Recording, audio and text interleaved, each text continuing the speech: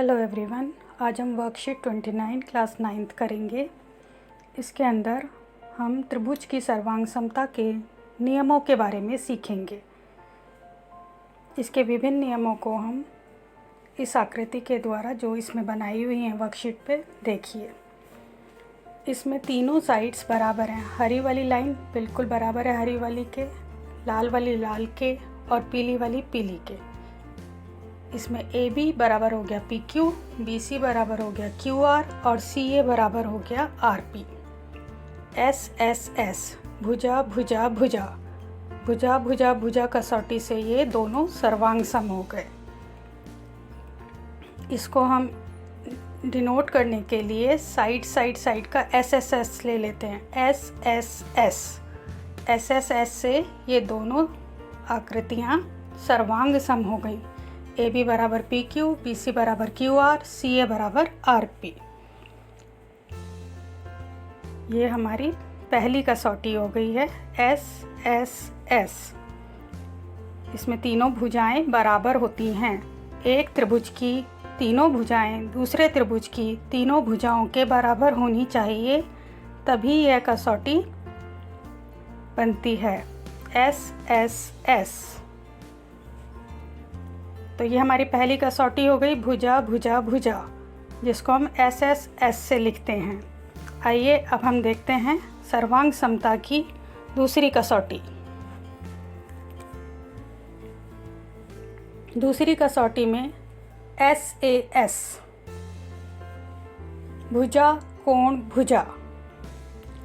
ये दो आकृतियाँ आपको दी हुई हैं, जिसमें LN बराबर है DE के, N बराबर E के, NM बराबर EF के।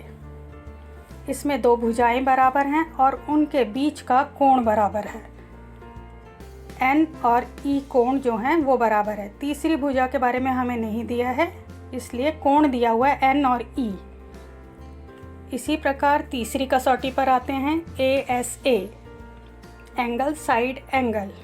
इसमें दो कोण और उनके बीच की भुजा बराबर होती है।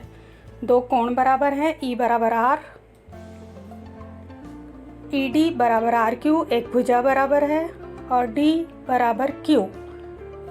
दोनों कोण के बीच की भुजा बराबर होनी चाहिए। इस प्रकार यह दोनों आकृतियां भी सर्वांग सम है। ये दोनों त्रिभुज सर्वांग सम है एंगल साइड एंगल से। दो एंगल बराबर हैं और उनके बीच की एक साइड बराबर है। इसी प्रकार अब हम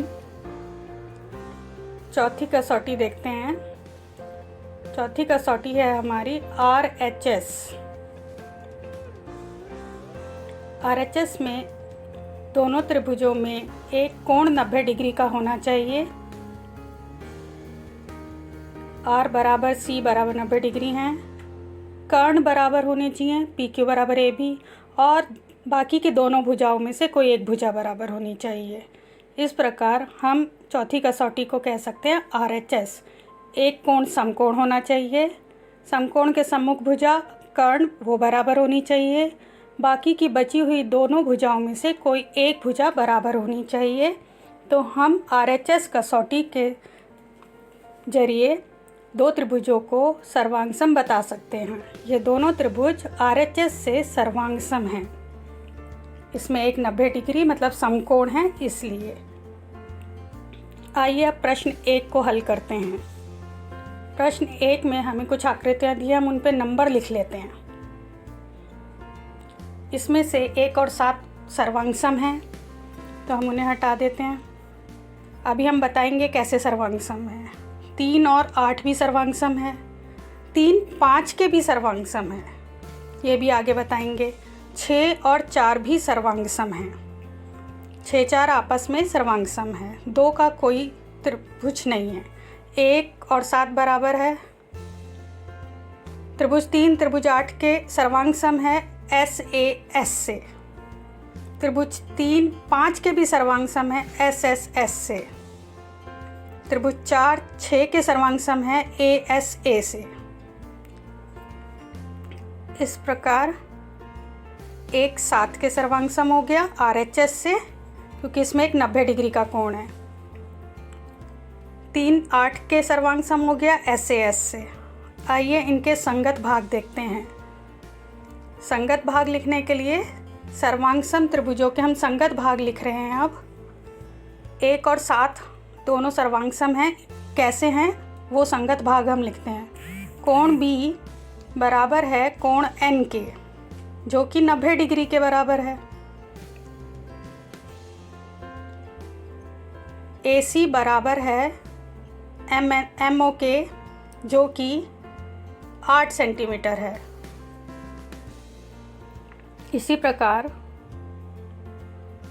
BC बराबर है MN के, जो कि 5 सेंटीमीटर है। इसमें एक कोण समकोण हो गया, एक कर्ण बराबर हो गया और एक भुजा बराबर हो गई।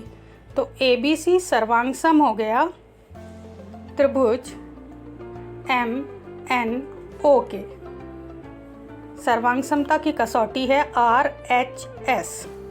इसको हम corresponding parts of congruent triangle CPCT भी कहते हैं। इसी प्रकार दूसरा त्रिभुज अब हम देख रहे हैं 3 और 5। 3 और 5 भी सर्वांग सम हैं। इनके संगत भाग लिखते हैं हम।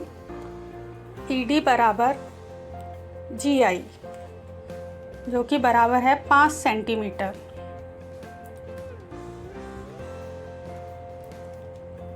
EF बराबर है IH के, जो कि बराबर है 6 सेंटीमीटर।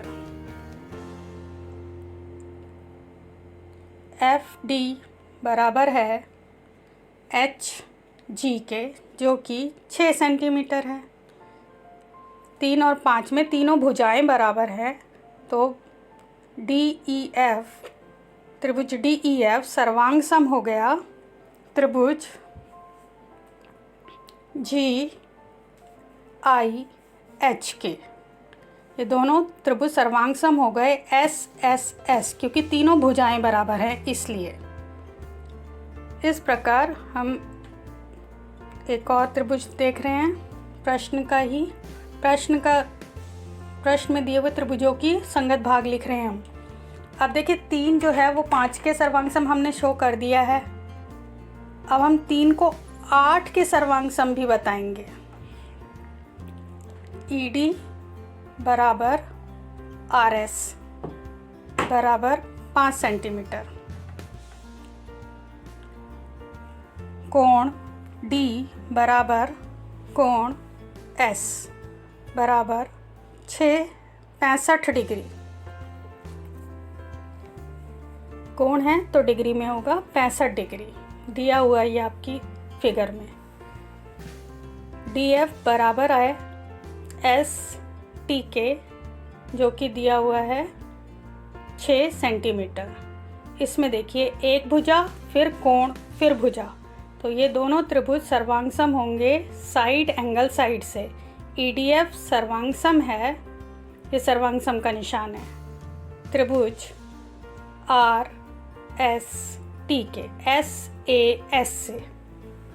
इसी प्रकार 4 और 6 भी सर्वांग सम हैं। इसमें P V के बराबर है, PQ VW के, कोण Q कोण W के बराबर है, तो त्रिभुज PQR सर्वांग सम हो गया। अगर आपको अभी भी कोई डाउट है इस वर्कशीट का, तो आप कमेंट सेक्शन में लिखकर पूछ सकते हैं।